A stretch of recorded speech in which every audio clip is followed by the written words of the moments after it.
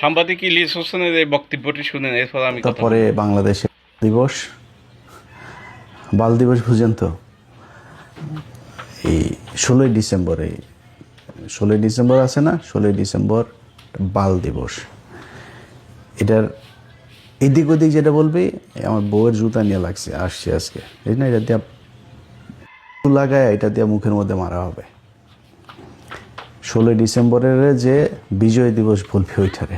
সাংবাদিক ইলিয়াস হোসেন সাহেবের কথাগুলো আপনারা শুনছেন। আসলে সাংবাদিক ইলিয়াসকে নিয়ে কোনো ভিডিও আমরা বানাতে চাইনি এই কারণে, সাংবাদিক ইলিয়াস সৈয়দ ফ্যাসিসের আমলে তার যে অগ্রণী ভূমিকা এবং সে যে সংগ্রাম করেছে, তার যে অবদান আছে, সেটা আসলে অস্বীকার কথা নয়। তো সেই কারণে আসলে সাংবাদিক ইলিয়াস এবং বিনাকিকে নিয়ে আমি ভিডিও বানাতে চাই না।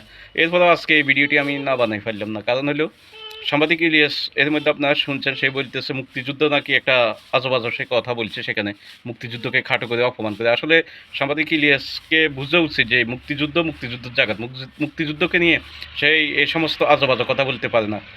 এখন যেহেতু জুলাই একটা আন্দোলন হয়েছে, সেই জুলাই যুদ্ধে আমরা অংশগ্রহণ করেছি, বা জুলাই ছাত্র জনতা আন্দোলনে আমরা অংশগ্রহণ করেছি, সেটা আমরা জানি।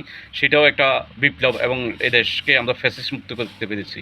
তো এখন সাংবাদিক ইলিয়াস যে এই যে মুক্তিযুদ্ধকে নিয়ে এভাবে সে গালিগালাজ করলো, এত তার কুৎসিত মনের মানে আচার ব্যবহার করলো, সেটার জন্য সাংবাদিক ইলিয়াসকে মাপ চাওয়া উচিত আমি মনে করি। না হলে জাতি সাংবাদিক ইলিয়াসকে কখনো ক্ষমা করবে না, কারণ সাংবাদিক ইলিয়াস যে এটা একটা চরম বেয়াদবি করছে। আমি সাংবাদিক ইলিয়াসকে নিয়ে আরও বহুত আগে ভিডিও করতাম, কিন্তু আমি করি না। সে একজন স্বৈরাচার বিরোধী আন্দোলনের যে এই একজন সৈনিক, একজন যোদ্ধা। সে তার যে আন্দোলন সংগ্রাম, অনলাইনে অ্যাক্টিভিটিস এবং তার যে গামসম আছে অনলাইনে, সে যে যুদ্ধ করেছে ফ্যাসিস্ট স্বৈরাচার হাসিনার আমলে, তাই আমি তাকে নিয়ে কোনো কথা বলতে আসলে চাইনি।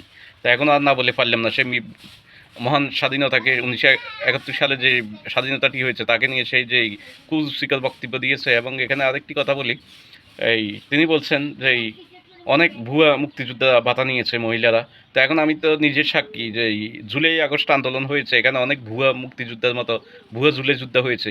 ইলিয়াস হোসেন সেটা নিয়ে এখন কথা বলো, আর এটা নিয়ে কথা বলো যে ভুয়া যারা জুলাই যুদ্ধ হয়েছে তাদের এগুলো যেন সঠিক তদন্তের মাধ্যমে এগুলো বাইর করে, সে আশাই করবো। আর ভবিষ্যতে তোমরা এই মহান স্বাধীনতাকে নিয়ে এই সমস্ত আজব আজব কথা বলবে না, তাহলে জাতি তোমাদেরকে ক্ষমা করবে না, বাংলার মাটিতে তোমাদের জায়গা হবে না।